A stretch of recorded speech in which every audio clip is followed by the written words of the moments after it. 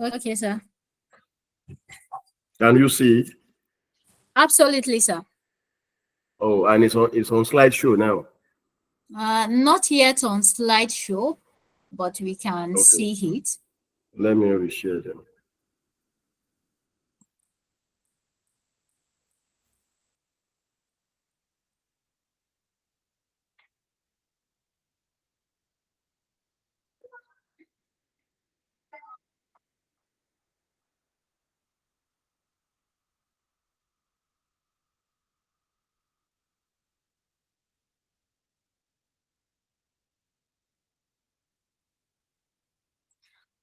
Oh, Dr. Bola, it's good to have you. It's fine, sir.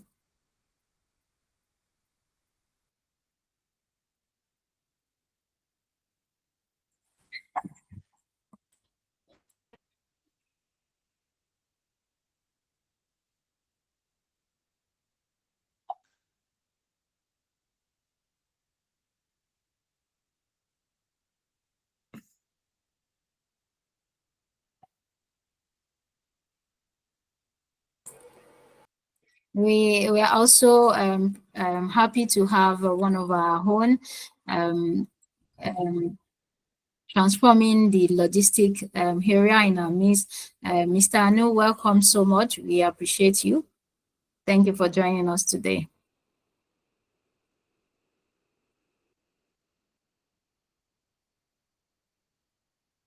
Okay, can you see the screen now? Yes, absolutely. We can see the screen. I All think right. it's fine. Yes. So I will be, just like I mentioned earlier, I will be speaking on agricultural post-harvest management and investment opportunity for job and wealth creation.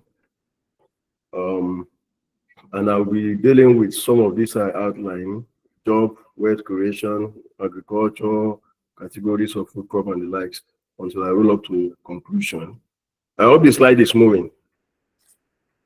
It's not yet in slide mode. It's not in slide mode, but It's we not are moving. okay. It's moving now. Yes. It's moving now. All Yes, right. sir. Okay. So now, when we say job and wealth creation, what do we mean? By job creation, we mean process of creating new jobs opportunity, either for the unemployed or for the underemployed category. Most especially this time around, we are targeting youth. How do they take advantage of what is available within their localities? And creating wealth also, this is a process that involves investing different asset classes just to make sure that a target goal is achieved at the end of the day. And how can we get this done? One of the best way to get this done shouldn't be that, okay, other people are doing this, then probably I should also venture into that. No, you look at your locality, look at the gap. What do you think people need that is not in existence in that locality?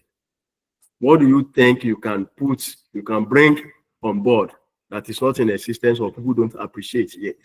By the time you are able to identify this and you come up with a solution, then really you will agree with me that you are going to make a lot of landmark achievement. But just thinking because other people are doing it, my friend is into this business, the other one is into this business, this is the business other people are doing now, and because of that, you venture into that. One may end up making mistake. But once you identify the gap, this is not in existence, this is not adequately provided. Can I take the advantage? Then you go into that. And I think one of those gaps is agriculture. Agriculture, all of us, we know that in Nigeria, we are blessed with a lot of land, we are blessed with resources and everything, even with respect to rain, the distribution of rain, everything about agriculture, we are blessed in this country. It's just only that we have not been able to make good and full potential use of this opportunity that we have. And when we now say agriculture as a whole, we also have different value chains. We also have different levels of intervention. Not necessarily into production. You may not go into production. There are other sectors of agriculture you can also go to that's going to bring you what you want. And that we already have gap in our society. When we mean agriculture, we are definitely referring to two things. We mean cultivation of crops and rearing of animals, not just producing them, but what for man's consumption. These three must be met. You cultivate crop, you rear animal, and at the same time for a purpose. And the purpose is majorly to what? To feed me and you. And when you talk of categories of food crop, we have the likes of grain, we have fruits and vegetables, we have roots and tubers, we have fishery, agriculture, then we have livestock. Broadly, these five category can be categorized into two. We have the durables, then we have the perishable crops. The durable are the ones that their moisture content is very low compared to the perishable, and these ones makes them more stable than the perishable component. The perishable components, they contain a lot of moisture content, and this one predisposes them to almost immediate deterioration, most especially the likes of livestock, the likes of fishery and aquaculture, and some categories of fruits and vegetables. So once you don't handle them well, before you know it, within short period of time, they go bad and you lose the value for that thing. At times, they are not even safe for consumption. Now, stages of agriculture. We have the pre-production, and at the pre-production level, we're talking of a feasibility study. We're talking of how do you get finance for your agriculture? How do you select site? If there is need for you for the need for land development, how do you get this done? And the like. Those are the things that you do before you carry out before you think of going into agricultural business, irrespective of the category or the level at which you want to intervene. Then another one is the production. This time around, you are talking about land cultivation, you are talking about breeding, if it is animal, you are talking about nursery, you are talking of rearing, you are talking of crop management, up till harvesting. All this one, they still belongs to what? Production. And a lot of people have been involved in this category for years, for more than for centuries. And they have been producing, they've been producing. And improvement over time has also been received from different angles, which has led to mechanization of some of these operations to ensure that we increase production and we also increase productivity per hectares of a particular crop. Now, the last one is the post-production that we refer to as post-harvest management. This, as important as the first and the second one is, this third category I even see it as more important than that one, because the reason is that it is this component that will crown the effort and all the investment that has gone into the production planning and has gone into production operations. So if post-harvest is not properly taken care, the implication is that all the effort and investment will just go to drain, and what is the end of laboring in vain. So that is why post-harvest management is very key. And when we say post-harvest management, what are we referring to, and why do we think we are doing this? The aim is to preserve quality and quantity of product. There are two things. We have quality, we have quantity. So when we talk of post-harvest losses, we also have two categories. We have quality losses and we have quantity losses. In some instances, the losses are due to quantity, while in some instances, we have the losses that are due to quality. You may see it, maybe probably in size, volume, you still maintain the same size, but quality-wise, it's no longer there. It's either it's no longer safe, or the quality parameters have reduced drastically that you can't even say this is what you harvested from your farm.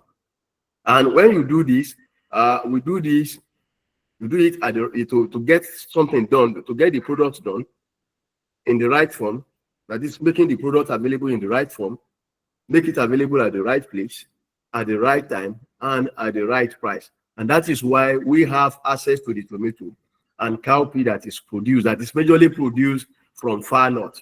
There are a lot of things that we also produce down south that they also consume a lot in the towards the far northern part of the country. So it is because all these post-harvest activities are carried out on the product. That is why you can move them from one location to the other where they are not produced, so that people can have access to them, while the people producing them can as well make their own returns on their investment.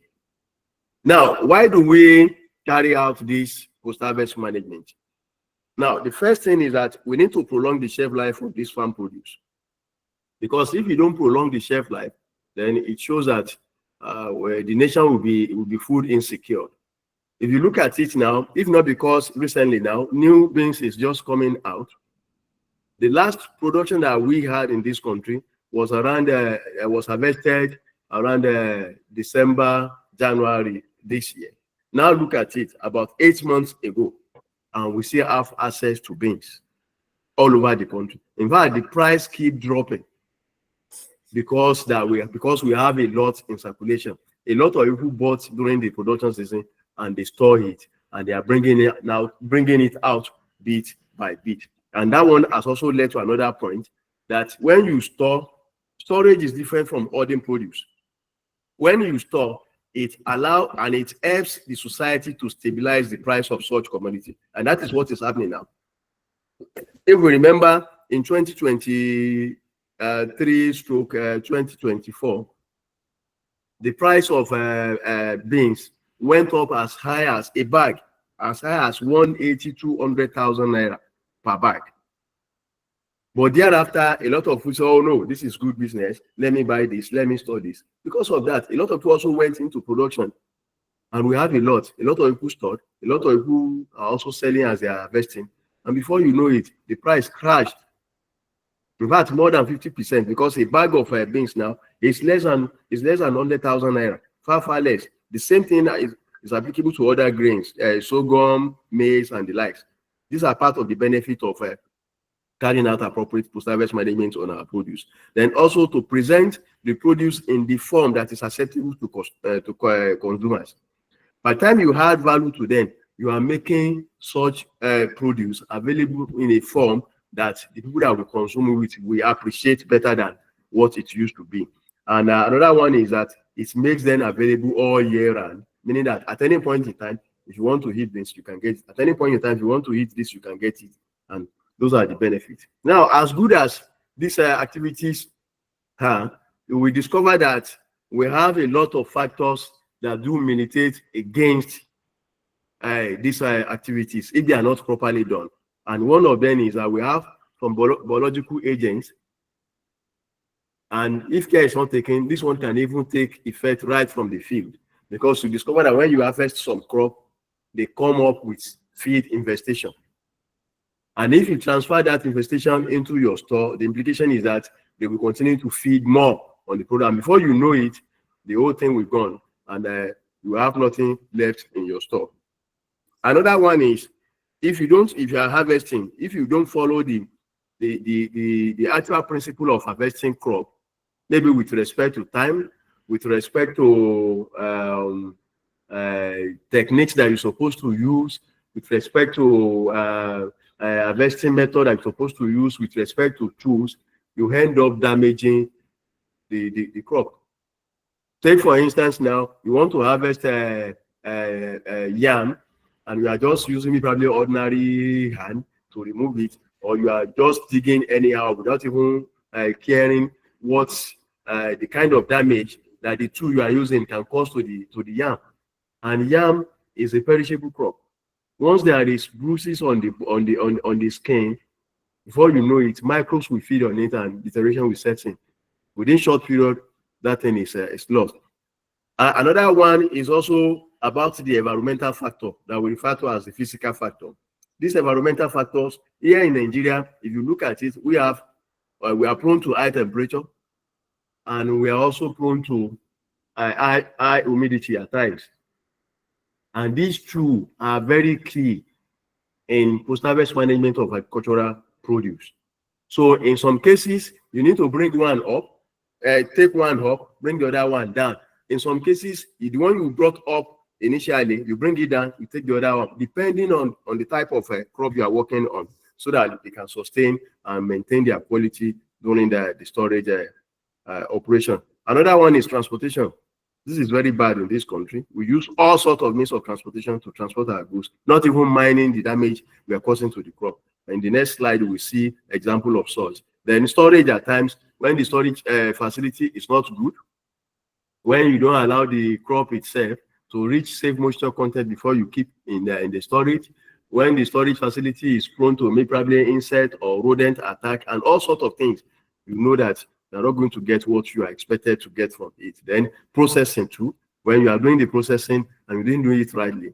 And one will imagine when you are adding, why I say that we find stone in rice. Whereas when you harvest rice, it doesn't come with stone. It is due to inappropriate handling of all these commodities that is leading to all these losses. Then apart from that, we also experience some on with respect to marketing, packaging and marketing. No matter how good your product is, whether it is the produce itself or the value added product, if it is not properly packaged, you will expose it to hazard agent condition, and before you know it, it will turn into another thing, which is not going to be us. And when you look at it from the farmers that produce 100%, by the time it gets to whoever is going to consume it, what is left is around 60 to 75%, depending on that, on a particular type of crop or category. Now, these are some of the post-harvest activities. We think of transportation after the production. You cannot just leave it in the farm. You have to move it either to the market, to the processing center, or where you are going to store them. Then there are some that you need to carry out some primary processing on them. When you say primary processing, it's just making, giving access to the edible component of the produce that you harvest. Take for instance now, if you harvest a sorghum, after harvesting sorghum, it doesn't come like that in grains. You have to thresh to have access to what? To the grain. All these type of things, they are referred to as primary processing. So anything that you do that does not require changing the form of that product into another thing, they are still categorized as a primary processing. Then we have packaging. You have to pack them in one form or the other, or in one material or the other, to extend their shelf life. Storage too, we have it. Secondary processing of value addition, meaning that you are changing the form of the produce from what it used to be naturally into another form that will be more appealing and more appreciated. Then distribution stroke marketing.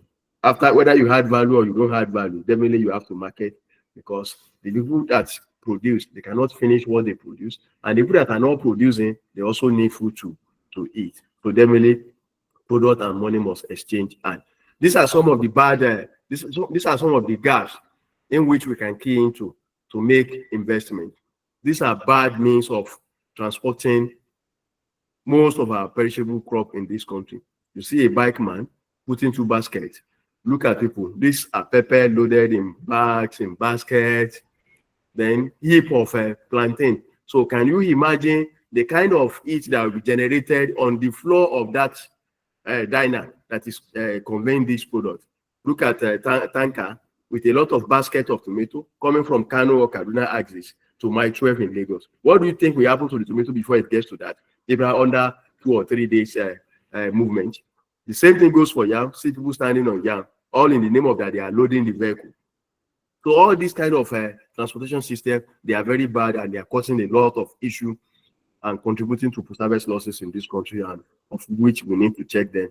And if you see them as gap, so that let's see how we can intervene and do the thing rightly. When we do it rightly, definitely we are going to make money.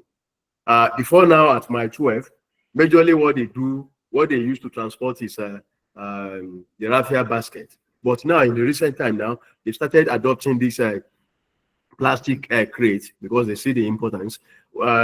Despite our intervention all this while, despite the campaign all this while, their own concern is that how would they get the crate back to where they will use it to buy the product, since they said they used to sell the raffia basket with the tomato here. But at least with continued effort, the awareness keep increasing, and a lot of them are embracing it now. And when you get to Mile 12 now and some other markets like that, majority of them are using ventilated, stackable, nestable plastic crate where you can put your product. When you put your product, the one you put on top is not going to rest on top of the products that you have beneath it. And this is the best way to do it. And when you want to do it even more better, is to transport under a refrigerated condition using cooling truck or cooling fan, depending on what you can afford. When you do this, you are rest assured that if you are going to experience any losses from north down south here, it's not likely to be more than between 5 to 10%, if any at all, if you do it rightly and you do the necessary thing. Another gap, I've mentioned this. These are some of the processing primary processing for grains. You decorticate for some, you thresh for some, you mill, you grade, you winnow for some, and you dry. Drying is very key when you are handling grains. Very, very key, because they are durable crop and you need to make them shelf stable. Otherwise, they will go bad in storage. And before you know it, you discover that the investment is gone. This is another gap where people just do things anyhow. You see people now threshing on the bare ground. You see, it is another one, threshing on the bare ground. And at the end of the day, they are going to pack the grains with the stone or with the sand. Then they now be struggling with how to separate the sand with the stone, or they just sell like that, which is going to reduce the economic value of such a crop. These are good equipment that you can use to carry out the primary processing of the grain that will give you good results without necessarily contaminating your product. This is another bad one. You see people drying agricultural commodity nearly almost everywhere. There is nowhere in this country that we travel to that you not see one agricultural product or the other spread by the roadside. In fact, some on the drainage where water is supposed to flow, they will spread it there. And the worst thing is the fermented cassava. Let's say for maize now, if they spread maize there, before you will say, okay, you will turn maize into pap, probably you will need to soak it, you will wash it, or believing that you still you remove part of the contamination that you may come in. But what about fermented cassava? Fermented cassava mash, after removing the thing from water, then they go by the roadside, you see them, they drop it, and then they leave it. They go to their respective home, come back in the evening to come and pack them. While they leave, vehicles are passing, they will raise the dust, the dust will settle on the product. The rodents will come from the bush, eat whatever they want to eat, contaminate it, and when there is need for them to pass urine or their feces, they do it on the product, and somebody come back in the evening, pack everything, take it to the milling center, thinking that it's eating amala. I'm not sure that person is eating amala. He probably is eating another thing. And if care is not taken, the accumulative effect of such activities can cause a lot of health issue to us, whether we are eating it ourselves or we are selling it to other people to buy in the market. These are better ways by which the drying operation can be carried out, and these ones, they are cost effective. Apart from the initial investment, when you use solar dryer to dry your product, the issue of a rain is about to fall, let me go and rush and pack my things, it's no longer there. Even if the weather is cloudy, the dry may be slow, but drying will still definitely take place in the dryer, and you are rest assured that the product you are going to get is of good quality without necessarily receiving contamination from the ambient. Another one, we also have mechanical dryers that can be powered with electricity, gas, and other sources of energy, just to ensure that you make your product shelf stable. Now, with respect to fish is highly perishable.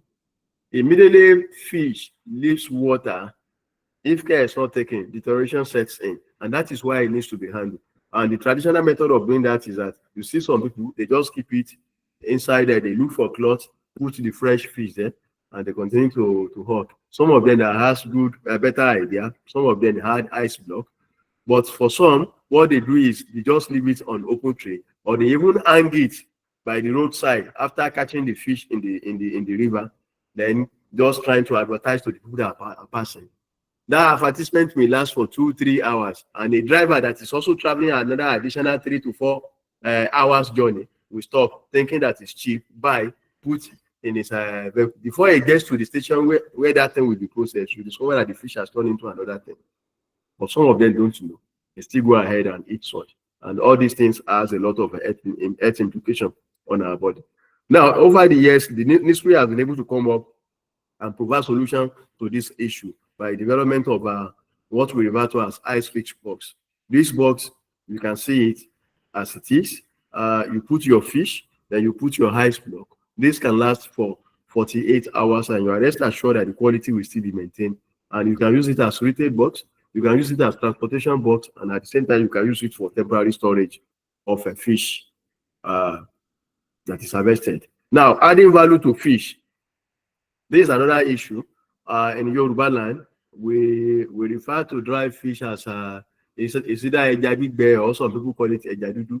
And they call it eja dudu not because the fish was originally black, when it was harvested from either from the pond or from the wild, but simply because of the activities or because of the process it went through, because they are able to make it shelf stable. That is what turned the fish into ejadudu, that makes them turn black.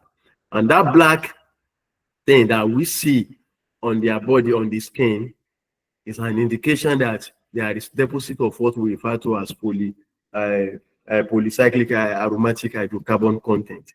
And the impact of this on our health is not good. It is carcinogenic in nature.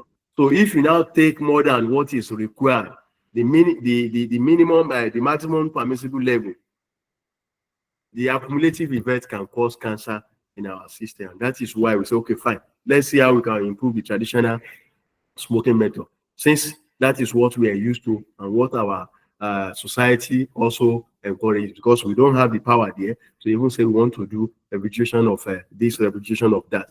And that is the reason why this will come up with a smoking cane. And that smoking cane will still get it. Well, by the time you follow this protocol, at the end of the day, the quality of fish you are going to get is what you are seeing in the middle of the flow chart. Now, here is the fish smoking cane developed by Nispring. We have different models. We have some that you can dismantle the bodies into panels, should in case you want to transport them across border, or you want to relocate from one site to another. All you need to do is just when you get there, you assemble it with both and not, and you're good to go. It also has weight. It has a provision for oil collection when you are smoking your fish. And when you do this, that is additional return on your investment, because the fish oil is also applicable in a pharmaceutical company because of the omega-3 fatty acid it contains. So they use it a lot. And if you have a very good supply from the pharmaceutical company, and you also monitor it very well, you are rest assured that you are going to get more money to your purse from this. Then this is another gap. For those of us that are familiar with my 12 or any other fruit market, you will always see all sorts of these pictures that you can see on the slide in the market. Depending on the area you are, you will always see them. They drop them on daily basis. Because of what? These are losses due to poor handling, due to poor storage, due to all sorts of inappropriate post-harvest management, which is leading to a lot of economic losses, both to the farmers and the marketer. And these are better ways. This is a packing house facility that you can use to handle, to add value to your fruits and vegetables. You clean them, you salt them. Excuse me. If you want to wax, you wax to ensure that you also prolong their shelf life, and you can also keep them in your cool room under a regulated temperature and relative humidity. This is the kind of facility that they use for handling of apple that they import to Nigeria. And we also have some local facility that you can also use for storage and handling of fruits and vegetables. We have the fruit and vegetable shed. You just harvest your crop from the field. You can cool down the feed heat by arranging them in the fruit and vegetable shed. Under this condition, it's very cool. It will help you remove the feed heat before you now continue further processing operation. We also have evaporative cooling structure. It is a passive system that you can use for storage, and you can use it to extend the shelf life of the product, depending on the product, from 5 to 15 days. Another one is we have the solar power cold storage facility. This is an off-grid system that you can use for storage of fruits and vegetables. You can install this one anywhere as long as you can guarantee that solar energy is available in that area, and it will prolong the shelf life as long as you want it. Then now, when it comes to fruit and vegetable too, there are a lot of value additions that could be added, and this is a very viable investment opportunity for anyone. This one alone is enough for anyone that wants to go into job creation with respect to post-harvest management. Where from tomato alone, you can get about 4 to 5 products. From tomato, you can get tomato puree, you can get tomato paste, you can get tomato ketchup, and you can get tomato juice. That is the the more or less like liquid or the paste aspect. For on the other side, you can also get dehydrated tomato. You can get tomato powder by after dehydration, then you mill into powder. All these are possible if you followed the right protocol and you receive the right training, of which we are good in doing that. So by the time we put you through, we know all the attention that needs to be paid into such activity, so that at the end of the day, you have your brand and it will definitely be good and better than what is existing in the market. So this now handling of grains. This is another very bad opportunity too that we have that we are not making good use in Nigeria. You can see aflatoxin contamination on maize. A lot of the farmer, when they harvest their maize, they see this on it. But some of them, they don't see it as an issue, whereas it is. Because by the time you harvest your maize and you discover that the moisture content has not reached the same level, and you now, instead of you to dry it, you now heap it in your store. Before you know it, that moisture that is higher than the normal will help to build up it within the pile, and before you know it, mold will start to grow, and from mold to what? Aflatoxin contamination, which shows that the product is no longer safe for anybody's consumption, whether animal or for woman. Because if you give it to animal, if animal survives it, it's only going to store it in its own system. Then you decide to kill the animal and eat it, then you get your response back from the animal. So that is why whatever we are giving to the animal, we must make sure that it is something that we ourselves can take. Otherwise, we are only postponing the evil day when the right time comes. Then another one is insect infestation. If care is not taken, you put your grain within short period, a single insect. If you have it there, if care is not taken, in the next 2 weeks or less than a month, before you open your eyes, you discover that a whole bag, they can turn it into powder, and you'll be surprised without even taking it to any milling machine, and you discover that it's no longer good for anything again. And in an attempt to address this insect infestation, what some people do, either farmer or the marketers, is to apply liquid chemicals. And this is very bad. The likes of sniper, they apply it, they pack it into bag. Yes, it may prevent the weevil from attacking your grain, but what about the health implication of such action? So one needs to be very careful. If you are not the one that will eat it, what about the people that you will eat, that you sell it to?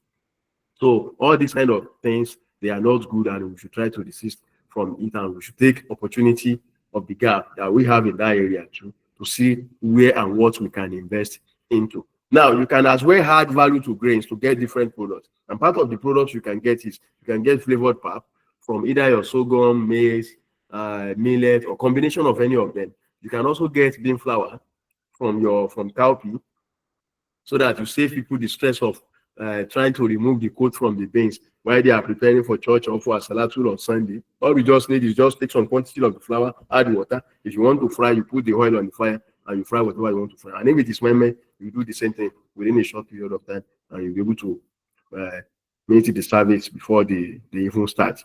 Another one that is also prominent is excuse me, ground rice. From rice, you can get ground rice that will give you a very good product that you like when you taste it. And these are some of the value-added products that you can get from grains.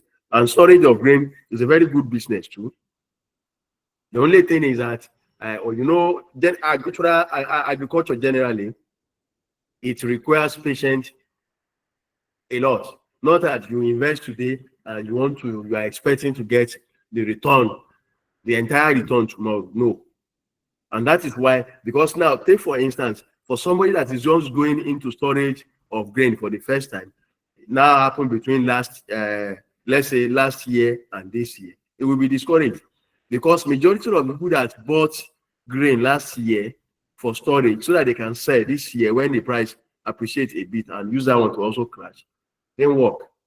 A lot of them, if they have sold their own, it's either they sold it at the price they bought, or they sold it lesser than the price that was bought. And the people that are not willing to sell, they are still keeping it because they have safe means of keeping it beyond the short period that some other people cannot afford to go beyond. So these are some of the facilities that you can use to do that one. We have what we refer to as the hermetic storage. facility. And all the storage solution that we have for grain in this way, all of them, they are not synthetic solutions, meaning that we don't use synthetic chemical for storage and we don't encourage it in any of our campaign or our dealings with the all stakeholders. So when you have this, once you just fill it to the brim as it is, and you cover the lid and you tight it properly, nothing in 12 months, nothing will happen to it. Insect is not going to tamper with your grains and the quality will be okay. As long as you make sure that it reaches the safe moisture content before you keep it in that drum. We also have the likes of that. We have what we refer to as a hermetic storage bag. We also participated in the research that end up in bringing such a product. But now the right to produce the bags have been sold to some companies in Nigeria, and they are producing, and they are very, very effective without the use of chemical. You just buy a bag, you put 100 kg, you tie it the way you're supposed to tie it using the principle. Then you place it on a pallet. 12 months, nothing will happen to it. As long as you don't allow anything to create hole or rodent to have access to the grain.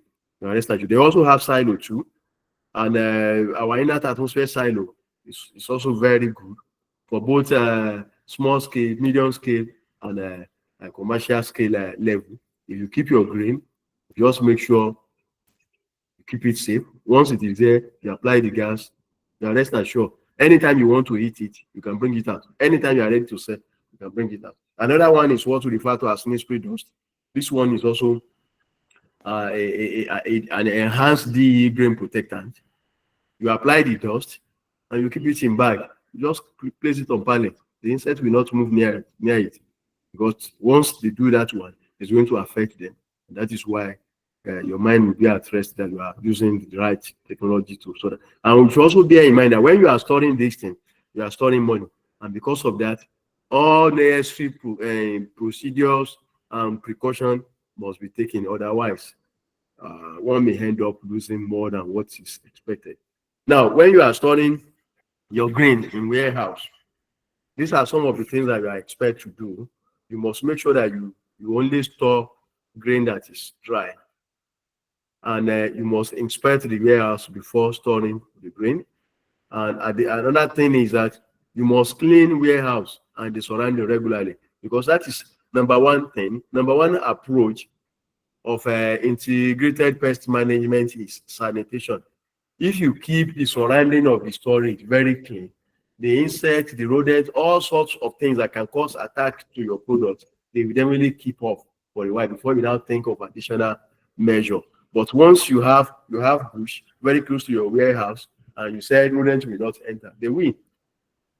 So things like that needs to be done. You must examine your grain periodically, check it, make sure that the qualities are okay, so that if anything is happening before it goes beyond the control, you make sure you do what? You take necessary step to check the thing so that your investment in that will not go bad. This is another gap. Root and tuber. You have yam, you have cassava, you have potato and the likes. Before you know it, some of them sprout, some of them get rotten, and a lot of investment go into drain. You can instead of allowing them to go into drain, you can add value to them, turn them into stable powder, such as pando yam, such as odorless fufu from cassava, such as potato flour, either for conventionally that is baking as a composite, or for pando potato as well. Then these are some of the storage facilities that you can use to handle roots and tubers. We have the yam barn, we have the potato storage facility. This is another one for potato storage facility. So low energy cooler barn. You can use it to store your potato and extend the shelf life beyond the normal one that you get. Now, some of the take-homes with respect to good agricultural post-harvest management practices for fruits and vegetables. Fruit should be harvested at mature grain stage. You don't allow, there are two categories of fruits. We have the climateric and we have the non-climateric. You don't allow them to ripen on the tree before you pluck. Otherwise, take for instance now, tomato that is planted in Kaduna or Zaria axis, you now allow it to turn to red before you harvest. So that before you pack, load, take the thing to my 12, everything will turn into water. And how are you going to make your money? So you make sure you harvest such at breaker point. At that point, it's mature, green to some extent, but trying to turn into orange, then at that level, that period of transportation will help you, that condition will help you to sustain that period to ensure that you also do what?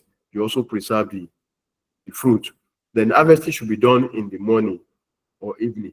And the reason is that when you do it in the afternoon, there will be a lot of heat load. The product will be hot. And now that temperature, if you accumulate, then it's going to cause a lot of issue for the product. So that is why you either harvest in the morning or late in the evening when the sun has gone down and the impact on the crop has reduced. Then fruit should not be allowed to fall from a height. Falling from a height will cause a lot of mechanical damage. And once that one is done, you are rest assured that that particular crop or fruit will definitely have access or will get spoiled faster than the other ones that are not sustain any mechanical injury. Then the transportation of fruits and vegetables should be carried out in the morning or evening too. You don't transport fruit and vegetable in daylight, broad daylight when there is sun around 12, around 1, 2, 3, 4. It's not good because the heat will be too much for them to survive, except if you are moving under a refrigerated through condition. Then mechanical injury should be avoided as much as possible. Unwholesome products should be sorted out.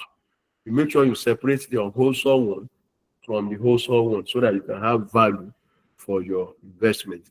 Then products should be transported or stored using ventilated crates so that to prolong the shelf life of it. They should be stored under the required temperature and reachability. Like I said earlier, these two parameters are very key and they must be manipulated to suit the condition that is required for storage of that particular fruit and vegetable. Then now for fish handling and storage, fish to be stored or transported should be refrigerated immediately after harvest. You must make sure you do this. Otherwise, before you know it, it will start turning into another thing. And for those people that can perceive odor very well, you just discover that I started bringing unpleasant odor, which one would not like. Unwholesome fish should not be mixed or processed with wholesome one. There are some people that because they want to smoke it, add that one too. No, it's going to affect the quality of the other ones.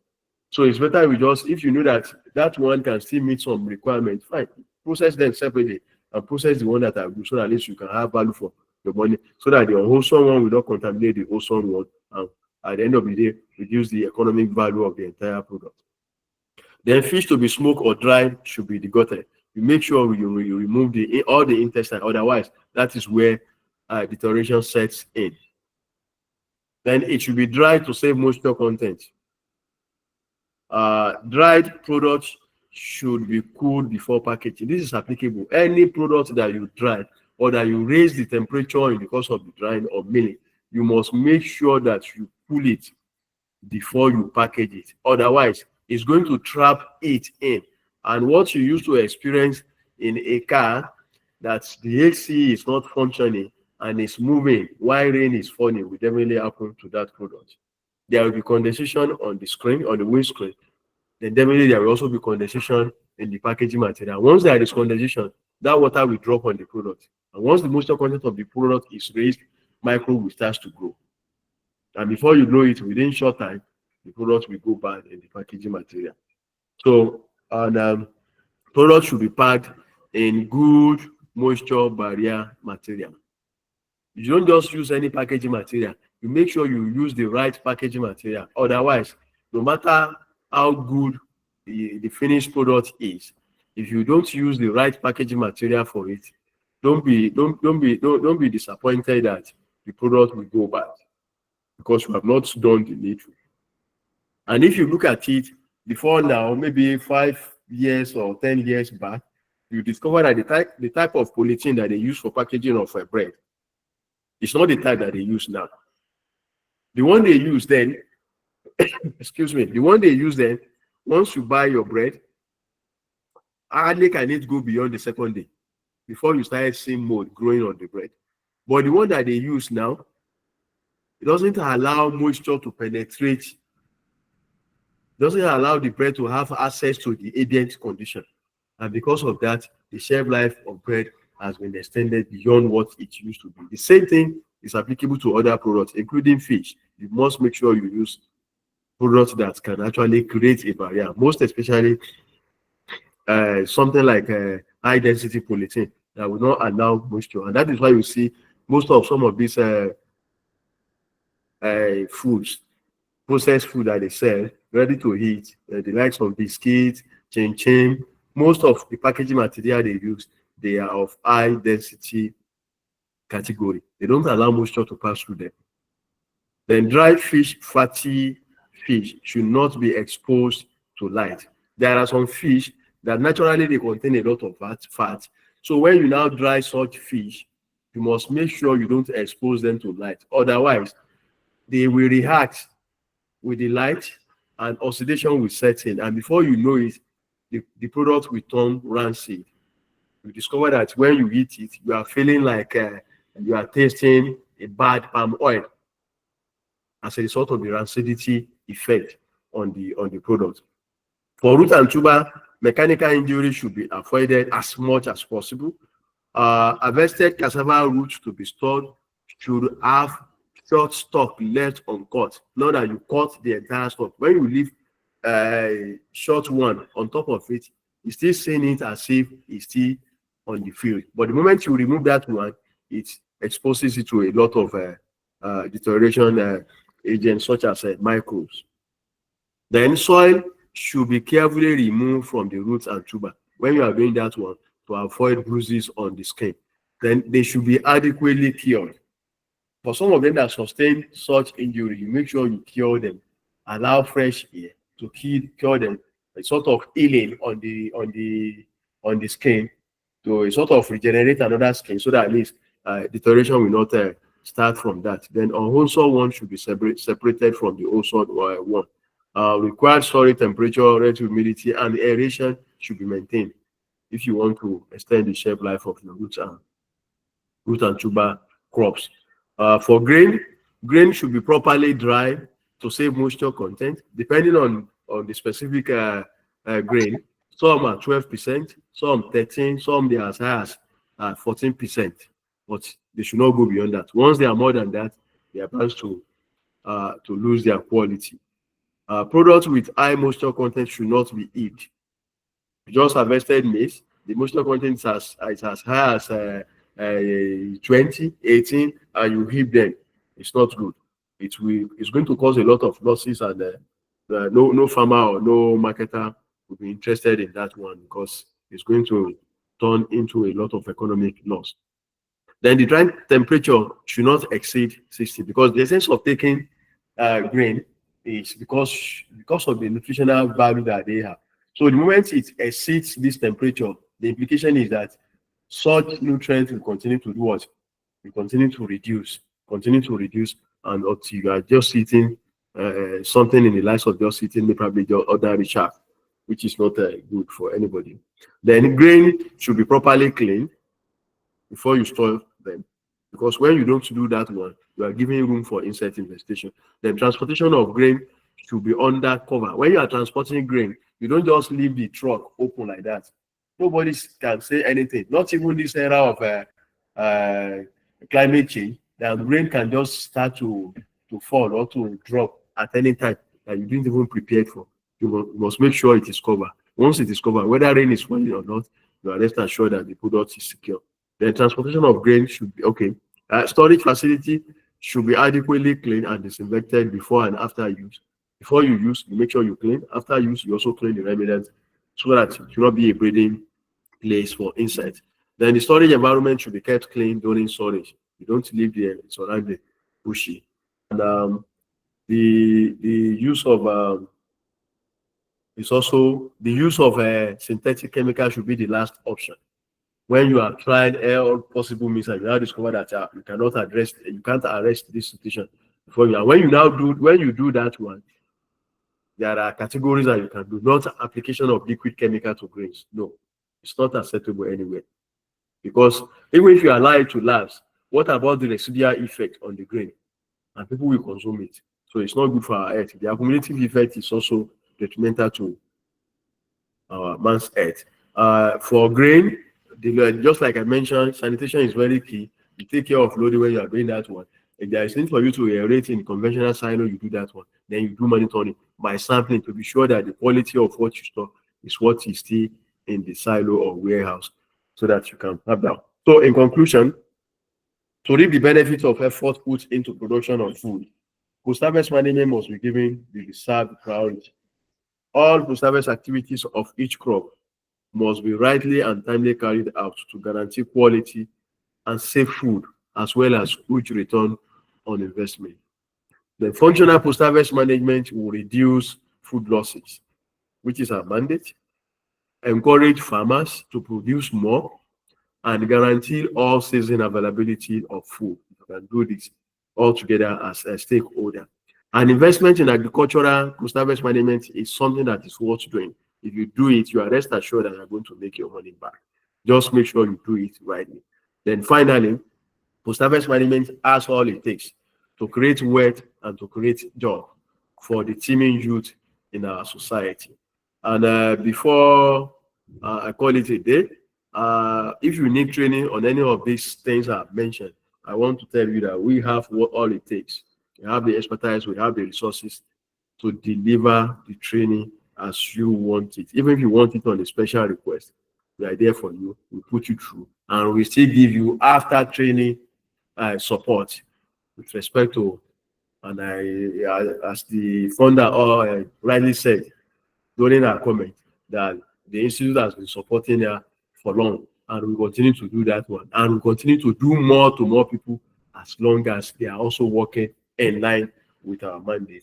Then I want us to also note this, that with respect to post-harvest management, we have what is referred to as post-harvest losses. We have post-harvest losses and post-harvest losses and food waste.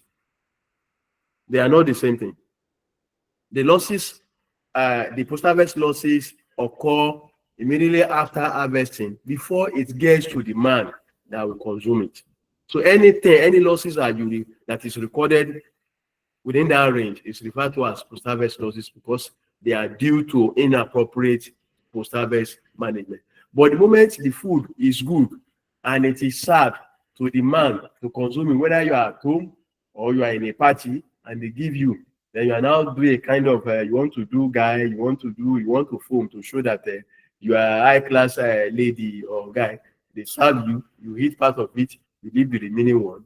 What you are doing is you are wasting food.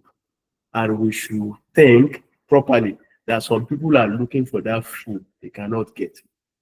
Whether we buy it ourselves or we are dashed probably in a party, that does not mean we should waste it. Once you are served and you know you can't finish this thing, immediately tell them to reduce the portion for you. Take the one that you can eat. If you know you cannot finish it, reduce it. If you cannot take it, don't ask for it, so that we can be a nation that is food secure. And we can only achieve this if we reduce losses and food wastage in Nigeria. Thank you for your attention. Thank you so much, sir. Thank you so much. Please, let's give it up for Dr. Shuaib. Please, in your emojis, let's show our appreciation for the wealth of knowledge that he has shared with us today. You know, we have always known at Africa Wealth Initiative that post-harvest loss is the key to food security and food sovereignty. If we produce so much and then we lose over 70% before it even gets to the consumer, it doesn't make any sense trying to even increase production. The first thing is that we can secure what we produce, and now we now have sovereignty to even preserve and keep for replanting and all of that. So, and that's why our first focus has always been creating post-harvest solutions from the onset. I remember when we started with our ewedu, ready to cook ewedu preservation, and then we work with Nisprif, even from production, to ensure that your product lasts. It starts from production. If you put chemicals. You loading your production with so much synthetic chemicals. There's no how it can, last even after harvest. So it starts from production. And I remember we had to collaborate with NISPRI to create the evaporative cooling basket so that to prevent mechanical damage from the farms to processing centers. And eventually we came across the ultimate solution, which is near farm processing center. And that's why we established our RDR within farming communities so that farmers within a short period of time can quickly get their produce to the processing center within the community, and then we can quickly properly manage them and sent to agro-processors while converting the surplus to ready products, value-added products. So please, let's give it up to Dr. Shuaib. So at this point, I know that some of you have questions, and you can ask your question. But I would like to let you know that AWI has always been promoting all of this, letting you know that you don't have to work alone on this entrepreneurship journey. That's why we have created the AWI community. For those who are already in our community, you are doing great. For you, some of you that have joined the session today and yet to join the community, Saba is sharing the link to join the community. Please join the community. We have been to all of the hurdles and challenges so that you will not walk alone. Over this journey since we started in 2014, doing researches on post-harvest losses, creating their farm solution and sustainable solution in the agricultural and rural setting, we know that it takes a community to build sustainable and thriving agribusinesses. Otherwise, you get frustrated along the way. And as our young people, we don't want you frustrated. We want you to be able to fill all of these gaps that have been shown to us in the agricultural value chain and begin to turn what would have been waste into commercial value, improving your whole lives and the lives of people around you. So if you have questions, please raise up your hands, and Dr. Shoaib will be taking our questions. I will be calling just as you have your hands raised. So if you have question, if you cannot speak, please type in the chat box. If you can speak, raise up your hands, and then you will be called to ask your question. So please, Dr. Shuaib, please, we would like you to please help us answer some of the questions that some of our attendees may have in this call. I hope that is okay, sir. Yes, no problem. Okay, thank you. So for Lahon, you can mute your mic and ask your question. Olaon, are you able to speak, or would you like to write in the chat box?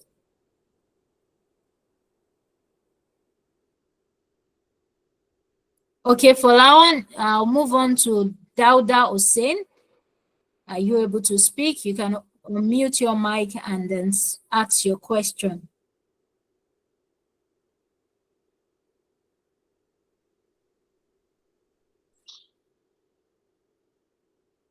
Hussein, are you?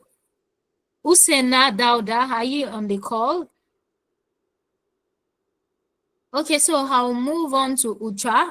Ucha, please mute your mic and ask your question.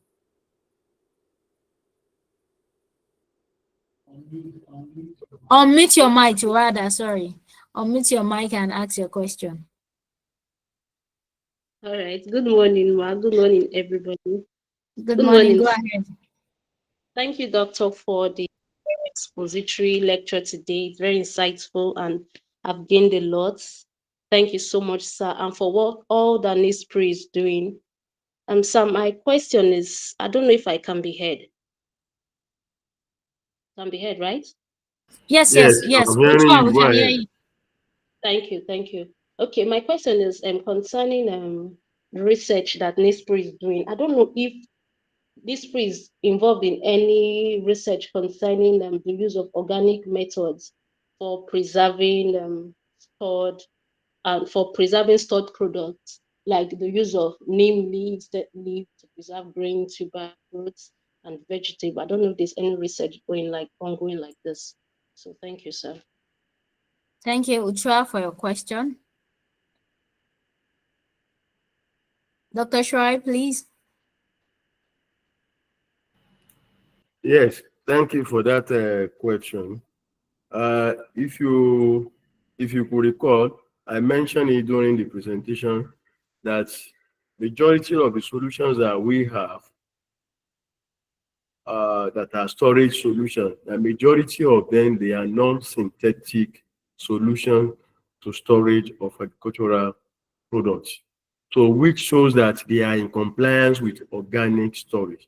Because we understand it, even before the issue of the awareness of production of organic products becomes as much as this, we have started earlier than now. Not because of anything, but because of the implication of using synthetic chemicals for storage of agricultural produce on man's earth. That is why we have taken this lead before the production, before the campaign on production of organic products came up recently. So virtually all the solutions that we have, just like the hermetic drum that I mentioned concerning the drum, it doesn't involve the use of any chemical at all. The same thing in that atmosphere silo. If you produce grain using the organic maize, those are the technology that you can use to store them, to ensure that what you started right from production, you also sustain it until it gets to consumption. So the same thing goes for other crop as well. So we are taking that into consideration, and majorly that is what we are doing. And we also have biopesticides. We are working seriously on development of biopesticides that could also be used. We have worked on some, but they are still at research level. They have not gotten to the commercial level that one can use, even if you don't want to use the hermetic storage drop, you don't want to use the inert atmosphere silo, you don't want to use NIS products.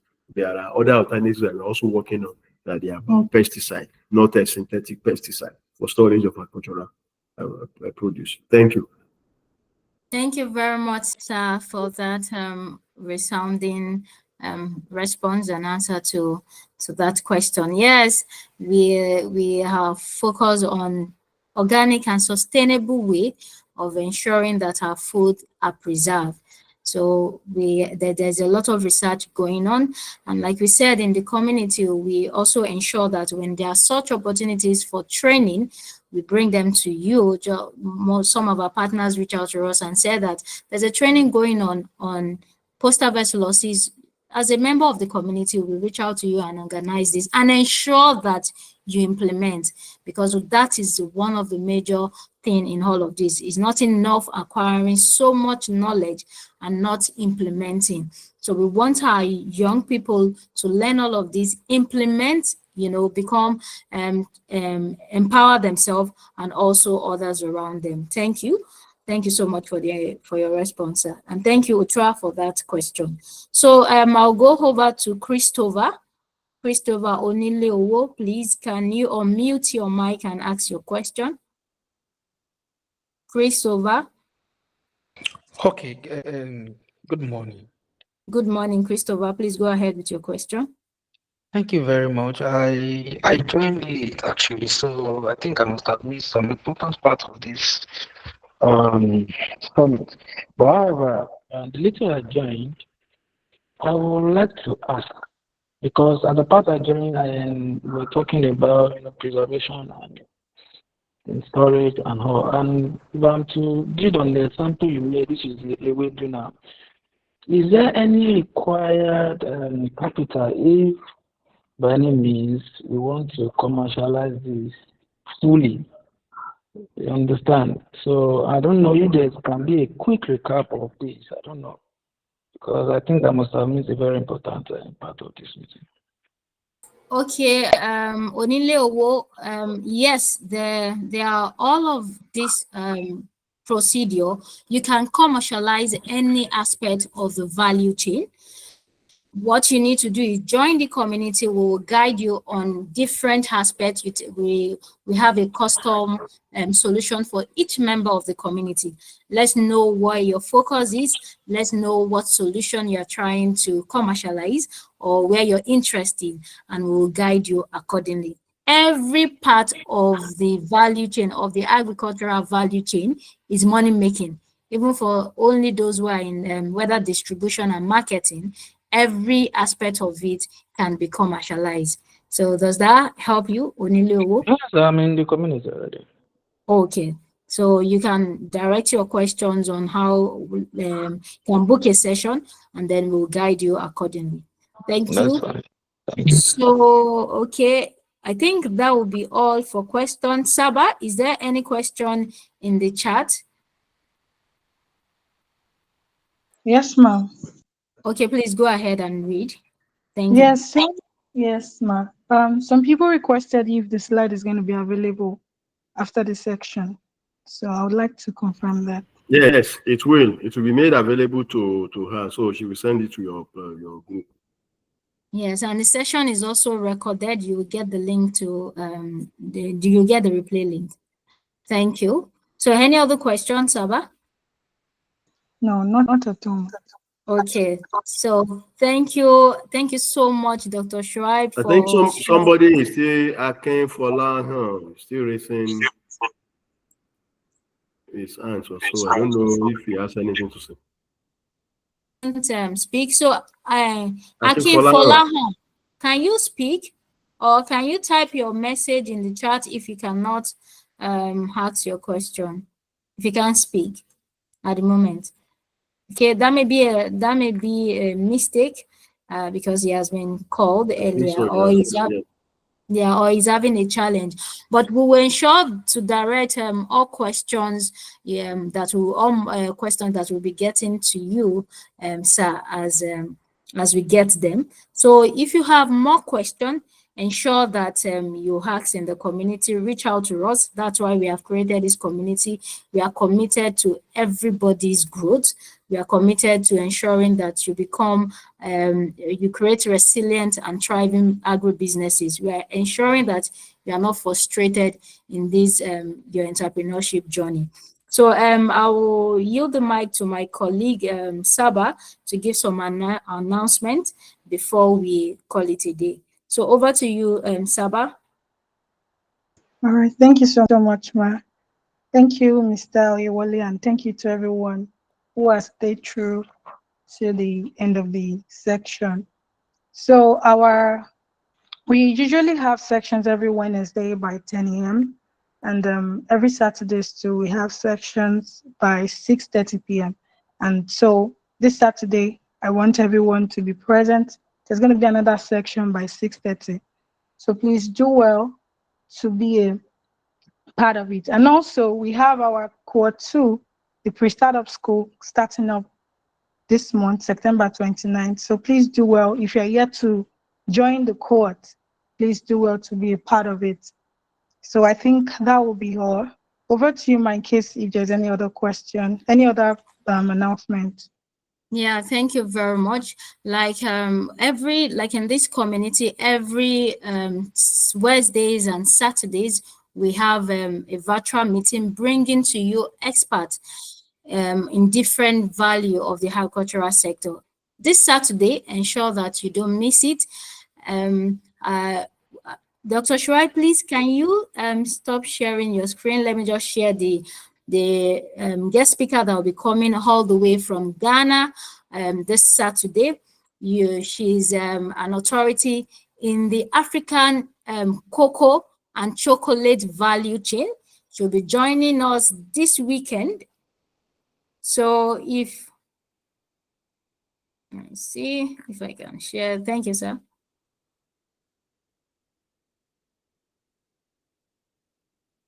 Okay. She'll be joining us this weekend. I'll ask if my colleague can share the screen.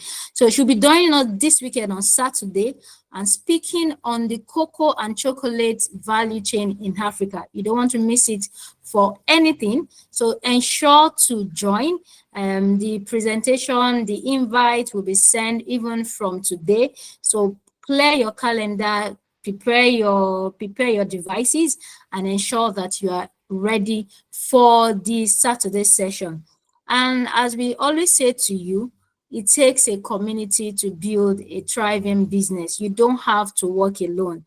ensure that you join the AWI agribusiness community to ensure that you enjoy all the opportunity that this community is providing from you, from the knowledge sharing, from bringing you experiences, and to making opportunities available to you, also to funding. Like, you know, as we started in this community, some of you are already undergoing training in integrated and regenerative agriculture currently. The residency program is coming soon also, which will be hands-on training with experts on the field. This one is not essay. Just like in the medical line, you have residents, you have doctor after they have gone through almost 10 years of training, they still apply for residency. Why is that? So that they can create thriving solution. They can confidently operate on a child, confidently operate on the human body without fear. So why shouldn't we have such support in the agribusiness value chain also? The reason why we have so many failing agribusinesses, or because the reason why youth are not interested in agriculture, because of all the challenges, is because that we have not gotten the right support. AWI has created that opportunity for you and ensure that you are leveraging it all.